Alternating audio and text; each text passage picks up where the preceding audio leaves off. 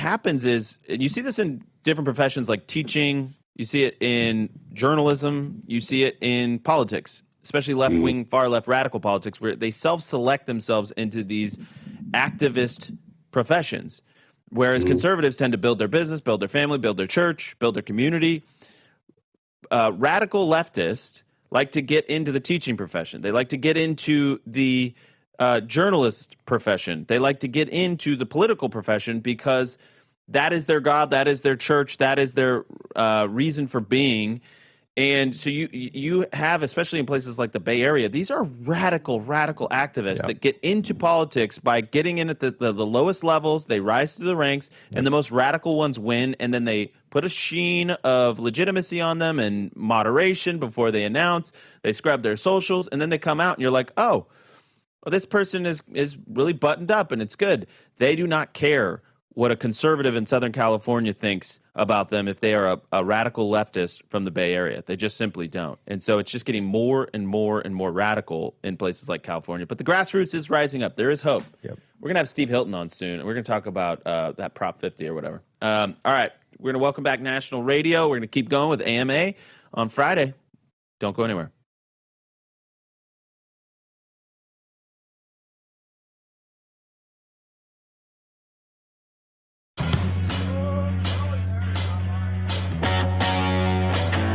All right, welcome back to the Charlie Kirk Show. We've got Bob. Remember, if you want to be a part of these, go to members.charliekirk.com. You guys mean the world to us. You help keep the lights on, help us keep our staff employed and all those good things. Members.charliekirk.com. Bob, what's your question? Hey, guys. Thanks for all your work.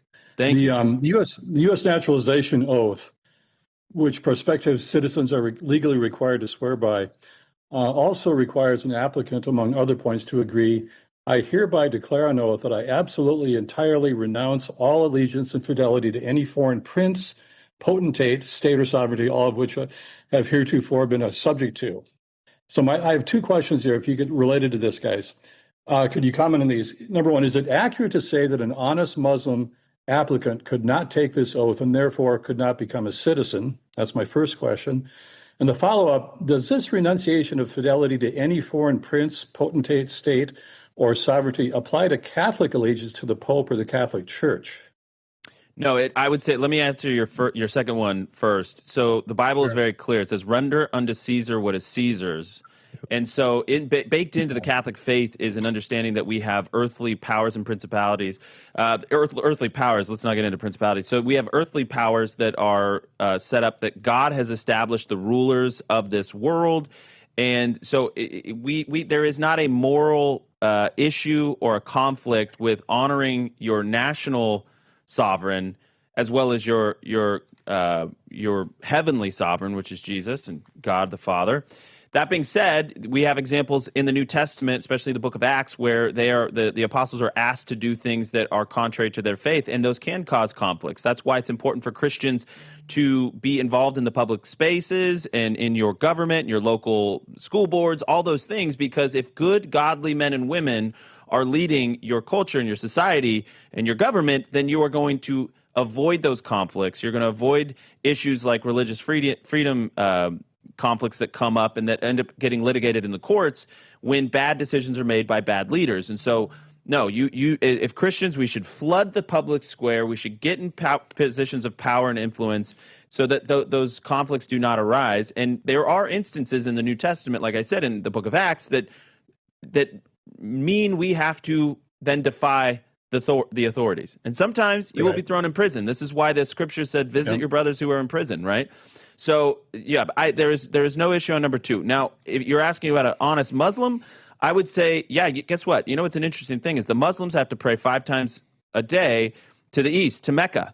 And they are basically saying that their allegiance is to Mecca, and they are a conquering force. That is a conquering religion. It is a political religion. And so I would say an honest Muslim is going to have a very difficult time claiming allegiance to a country that is not predominantly Muslim, which is why I always say there are 50 Muslim majority plus, there's more than 50 Muslim majority countries in the world. If you want to move and you're a Muslim, you want to immigrate somewhere, don't do it to the West, because you are basically picking a fight with the West every time you do that. Now, I can understand if there's a small minority that are doing it for some sort of job or whatever. But this mass invasion into the West, you get this Dearborns, these epic cities, you can see London. I believe that you cannot do both. I'm going to get to one more question here. Thank you so Andrew, much, can that Bob. be codified? Can that it be codified? at all? Well, that's going to take a lot more political courage than we currently have, Yeah. Bob. But at the state level, they're getting rid of Tuberville's got this anti-Sharia law bill and many other Good. things. So, it's going to be tough, Bob. I'm not going to lie. It takes too much political courage. We don't have it right now. But I'm with you 1,000%. I think we can deal with the immigration part of it before we can deal with the codification of a naturalization situation. Andrew, I agree with you what you're saying about Christians being involved. Is there a difference there with Catholics and the Pope or Yes, the there is. Catholic Church? Yes, there is. I tried to explain that.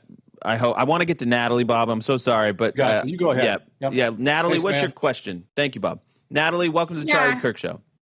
Hey guys, thank you so much. So I'm a mom of 4 boys, and they're between the ages of 7 and 15. And I used to own a gym, and we were business owners, and then that got shut down during COVID. And so I became a stay-at-home mom. So I've been a stay-at-home mom for several years now.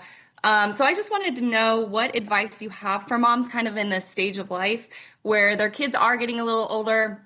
Obviously, I have a drive to do more outside of the home. So I'm super involved in the kids' school. I run the PTSO. We have a nonprofit for youth tackle. But I would love to just hear what you guys have for moms in this stage of life. This feels like a Tyler question. We're going to wrap up our radio show. We're going to keep going just a little bit on the stream to get to Natalie's question. But what a fun AMA we've had. And we're going to keep going with Natalie in the break. But we got to say goodbye to radio and to Real America's Voice and all the things. So thank you for tuning in. Thank you to Jason Whitlock for joining us in hour 1. Thank you for all your emails, especially all those wonderful boomer emails. This is the best boomer email show we've ever had. So thank you guys. We'll see you on Monday.